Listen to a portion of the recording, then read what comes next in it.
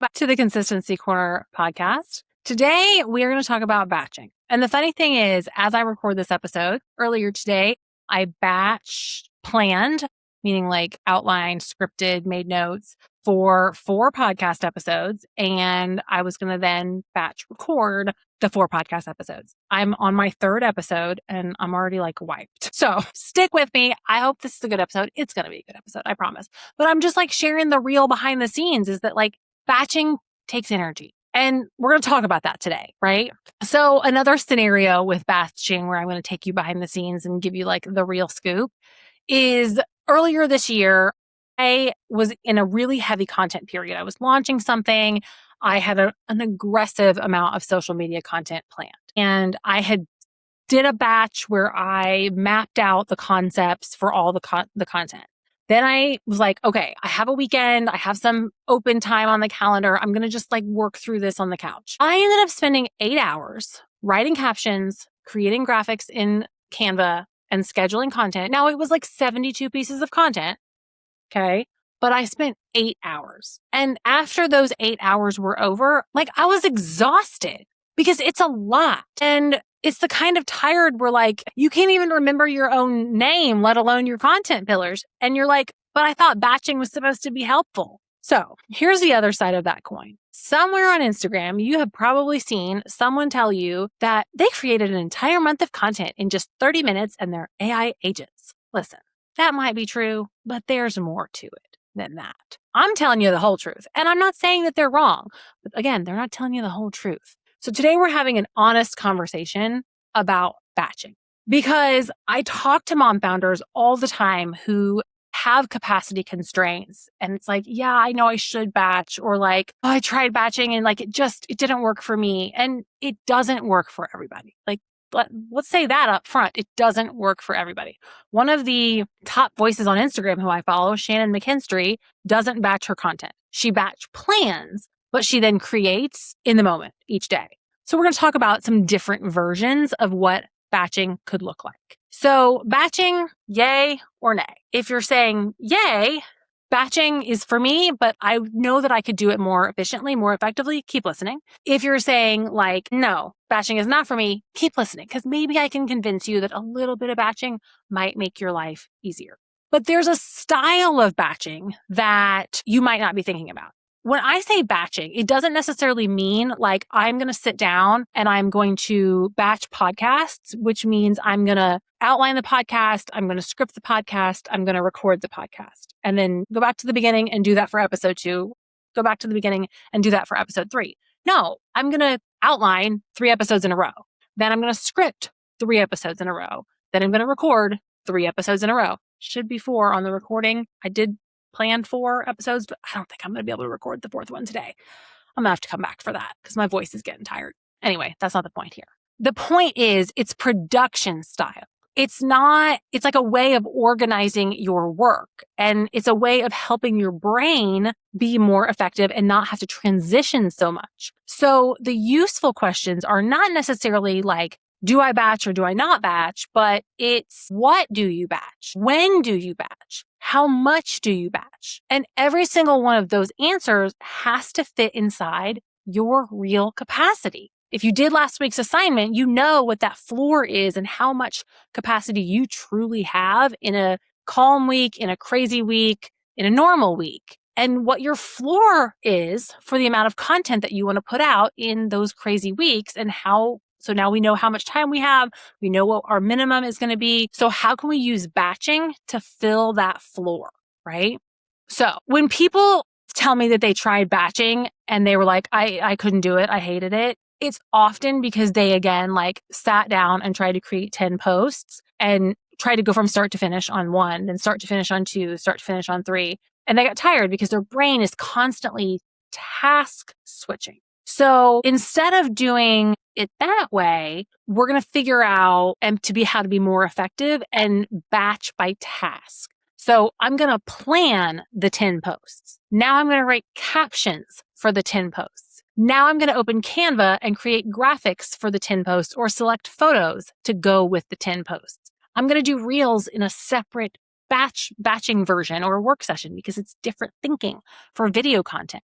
each work session is one mode of thinking so that your brain gets to stay in it, because we talked about the context switching tax. That's real from when you're switching context from mom to business owner to marketer to team member to boss to wife, all those things. It's also true when you're task switching between different marketing tasks. So once you see it that way, the menu of decisions kind of opens up. Do you want to batch your tasks monthly or weekly? Are we batching the planning? Do we batch the copywriting? Do we batch the design? If we're talking about video content, are we batching scripting, then filming, then editing? Because those are all different workflows. Filming and editing are not the same energy. Filming needs you camera ready on. Editing can happen in your pajamas with cold coffee. And if you batch video content, you want to account for that. Separate days, separate sessions, separate energy. And again, we talk a little bit here about if you have content support, why all of this still matters. Because if your team needs video from you, you've got to figure out how you can most effectively batch capturing that video to send it to them to help them be efficient with their batching in their content creation. And I'm saying a lot about social here, but we're talking about all types of content. This can be podcast episodes, blog posts, emails. Every type of content can be batched, but it's a little different for each type of content because each type of content takes different types of thinking. But the principle holds the same. The same kind of work should be grouped together, which is one of the things that will help lighten the mental load of marketing, because then your brain isn't having to switch every 10 minutes. So why does batching fail for some people? Because they often completely underestimate how long it's going to take even with the batch. And here we're going to go back to that time when I made 72 hours of content or 72 pieces of content in 8 hours. When I sat down and I did all the math and I was like, okay, how much time did I spend planning? How much time did I spend writing captions? How much time did I spend in Canva? How much time did I spend scheduling total? I don't remember what the number was. Okay. But I did this and this final number sticks out to me, sticks in my brain. What total? Now, what was the number of total pieces of content that I created, 72 or whatever it was? Divide the total time by the total number of pieces of content. I spent about 11 minutes per piece of content. If I had sat down to create each one of those posts individually, one at a time, it would definitely have taken me longer than 11 minutes. So batching does save me time, but the cost of that savings is that we have to bucket the time up front. And so when we tell ourselves, I'm going to batch next month's content in 2 hours, we're setting ourselves up to fail. I mean, even me, I put 2 hours on my calendar today to record 4 podcast episodes. I put 4 hours total on the calendar to script the podcast episodes and to record the podcast episodes. And guess what? I've spent about 5 and I'm not going to get to the 4th episode because I underestimate how long it's going to take, even when batching. So you're like, okay, I'll just use AI. It'll help me. I can do it faster. You're right. But if we haven't spent the time thinking about the process, thinking about the strategy behind the content, feeding that context to AI, you're going to spend a lot of your time arguing with or editing AI, which is why then your content starts to feel super reactive because you made it in bulk, but you were not making it from an intentional plan. It wasn't that batching failed. It was that the planning wasn't there to set the batching up for success. And you didn't give yourself enough time to actually even execute the batch. Effective batching is downstream of effective planning. When I sit down to batch, a whole stack of decisions have already been made weeks or months earlier. The strategy exists. The campaign calendar for the entire year has been penciled out. The channels are chosen. We know what each one's job is, and the capacity math of how much content I actually can produce has been massaged and worked through. So the batching session is never like, well, what should we say this week? What type of post should I put up? It's, hey, here's the recipe. Help me fill in the ingredients and then cook the dinner for this week's content.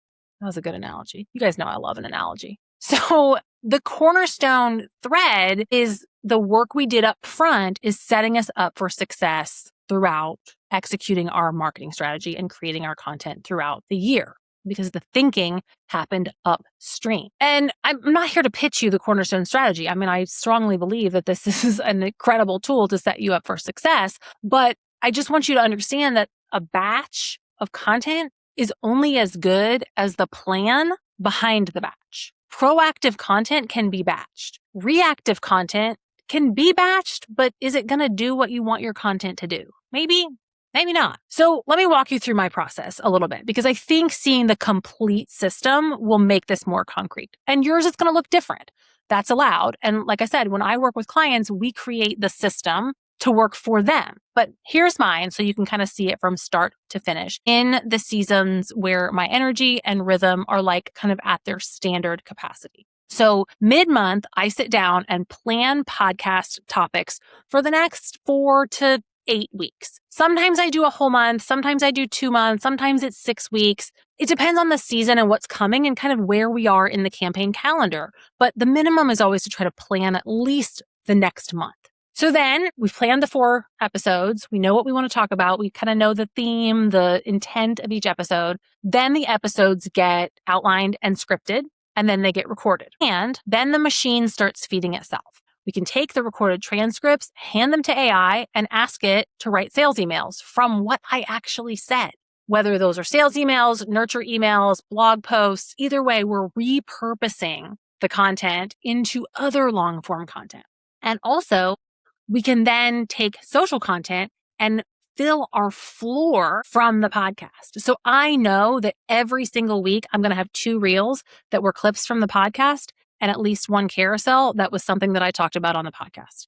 So minimum, I've got 3 pieces of social media content going out from something I already did. And that's batching that is sustainable for me. Now, when I look at the ideally I'm posting a little bit more on social. I'm posting, 3 times on the personal brand, 3 times on the company brand on Instagram, plus we're creating LinkedIn specific content. After we have planned and recorded the podcast and have that kind of raw content, then I'm going to create the calendar for social content for the month for the ideal. Planning out the topics, planning out again, intent of posts, whether it's a top of funnel, middle of funnel, or bottom of funnel post, what are the themes? And I'm just penciling that in. Well, I'm putting it in ClickUp. It's not in pencil, but I'm batch planning the entire month, but then I'm batch creating a week or 2 at a time. If I have the capacity when I sit down to batch to go a 3rd week, I'll go ahead and do it and get it done if I'm in the rhythm of creating content, right? But at least I'll batch that 1 week and have it ready to go. And ideally, because the podcast has already been done, I'm going to hit my floor no matter what, because we're repurposing that piece of content. So the rhythm can kind of bend, and I can batch in different quantities based upon my capacity, but it all still works. So we've talked a little bit about my reality for content creation. And I've been transparent here on the podcast. There are seasons that I did not have this system in place, and I went 6 weeks without posting anything on Instagram, and I beat myself up over it. But then I was like, nope, we're not going to look at the past. We're not going to feel shame over this. We're just going to move on. We're going to figure out how to do it differently. And that's a podcast for another day. It's some mindset shifts that I had to make. But I want to go back to the batching, and I want to go back to that person that is telling you on Instagram that they created 30 minutes of content with AI and their life is so easy, and they live on a, tropical island and run their business with 8 agents, and they never work. And you know who I'm talking about. You see those people. Take that with a grain of salt. Take it with a teaspoon of salt, because number one, it doesn't mean the content is good. It doesn't. Even if the content you're looking at from them is good, you don't know that that's the content that their AI created. You don't. Volume was not the hard part, especially for AI. It can pump out the volume. It's also going to sound like everybody else's content, or it's not going to quite land the plane or quite get the point. The other side of that salt helping is, even if the content is good and it was all created by AI, you have no idea how much work sits behind that 30-minute batching session, training the AI, building the agents, creating the skills, the systems, the processes, the projects, the connectors, the co-work setups, Claude code processes, documented brand guides, brand strategy, messaging strategy, content strategy, brand voice, all of those things, hours and hours and hours of invisible setup so that one Tuesday could look like magic on Instagram. And because you're seeing the highlight reel, and the highlight reel is real, but you're not seeing the iceberg under it. There is no easy button. There's no microwave magic bullet that you press and one thing, you magically have a month of content. And I say this as someone who uses AI every single day and genuinely loves what it can do for my batching and speed. And it accelerates a well-documented brand. And it does make batching dramatically faster. But again, without that documentation, it makes mediocre content at best. It makes it faster, but it doesn't make it better. And you spend saved time correcting it, editing for it. The setup work is the price of the speed. And anyone who skipped the setup is paying in quality, or they're paying in time because they have to do it on the back end because they didn't invest it in the front end, which is what that influencer is not telling you. Well, what they are telling you is buy my course, buy my prompt, buy my thing, buy my agents, I'll do it for you. That's another thing to remember. And somebody is trying to tell you something on Instagram, what are they trying to sell you? And I'm not saying that what they sell you isn't good. Like, I bought a pack of Claude skills from a very talented marketer who I admire and trust and learn from because she had built them. And I was like, well, I can spend 20 hours building these myself, or I can just buy hers. So I bought hers. But again, like, when you're seeing and you're having the FOMO that I know I experience, the post is not the whole dang story. All right. So back to actually batching and not just the AI influencers that we're spilling the tea on over here.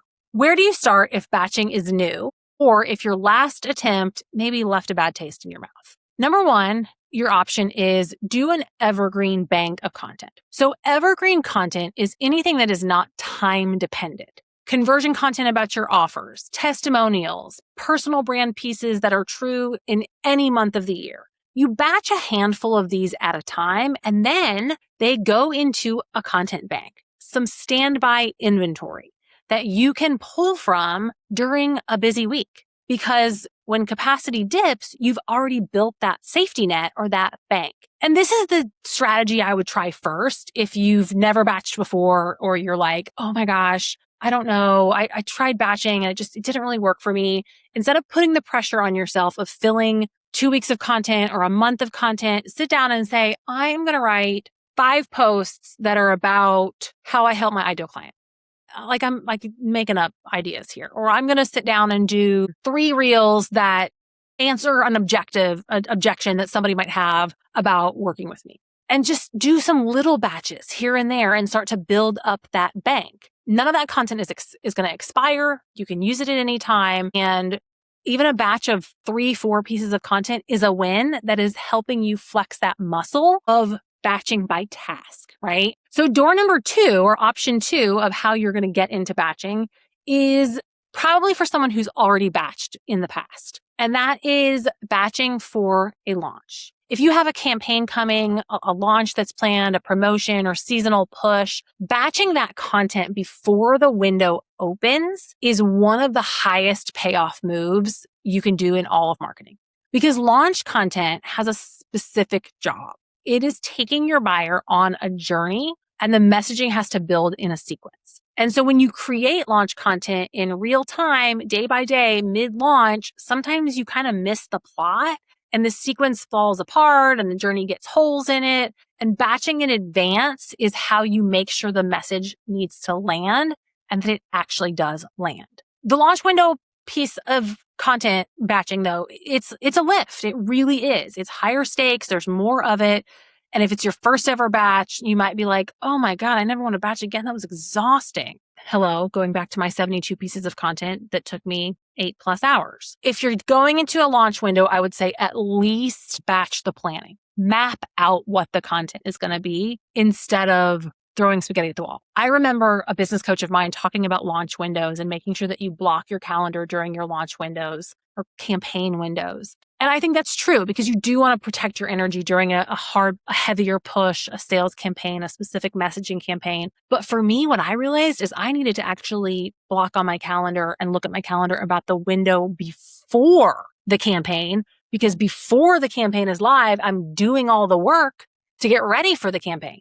And so that's why, like, when we do campaign calendars, we think about launches and the projects that need to be done and the increase in volume of content and making sure that those are put on the calendar during a time that you have max capacity, right? Next week, we're going to talk more about launching. I have thoughts. So come back for that episode. We'll get into launching in a little bit more detail there. This month, we have talked about your summer debrief. And then we kind of talked last week about your capacity and your floor. And this week, I want you to think about how can you create one batch of content. It might be 3 slides that you can share in stories here and there about your offer. It could be 4 emails that you're going to write for the month. So you've got your emails all mapped out. Listen, emails, let me tell you, the best tool is Whisperflow. I've talked about this before. I need to get an affiliate code for it. It's a voice messaging tool that you can dictate into that does a great job of formatting. So you do a Whisperflow, a brain dump, you talk about what you want the email to say. And then again, AI, which we have set up with our brand strategy documents, helps you write those emails. It makes the batch faster, but you still had to do the thinking ahead of time of what you want the email's job to be, what you want it to do, what you want to say. And you can brain dump messy into AI and it can help you, but you still have to do the thinking ahead of it, or the marketing director in your corner can do the thinking. What I want you to do today is put some time on your calendar for one batching session. And again, that batching session doesn't have to be a marathon like I did today of planning, scripting, and recording a month's worth of podcasts. It can be, I'm going to batch out 2 emails. I'm going to batch out 4 posts. I'm going to film 3 reels. Whatever it is, put time on your calendar, send me a DM, tell me when you're going to do it, and I'll circle back with you and hold you accountable. Because let me tell you, that's the secret sauce. When you tell somebody else, it's like the body doubling thing, but it's like, oh, I'm going to make this promise to myself, but it's on my calendar and I know I can move it. I know I cannot do it. And then you're like, gosh, why didn't I do that before? We got to build the muscle of batching the content. And you're going to get started by doing it with me, and I'll be your accountability buddy. So send me a DM, tell me what you're going to batch and when you're going to do it. And I'll check in with you. Everything that we talked about today is a system. And systems ultimately don't look the same for everyone, right? I gave you examples for what I do. When I build a cornerstone strategy for a client, part of what I'm designing for is the way she likes to capture content and the way we need to get that from her without draining her. For one client, that might be voice notes in Slack. For another, it might be a monthly content interview. For another, it's sending her a list of questions via email and she writes the answers back. But there are pieces that I still need from you, which is why when I am the marketing director in your corner, we're collaborating together.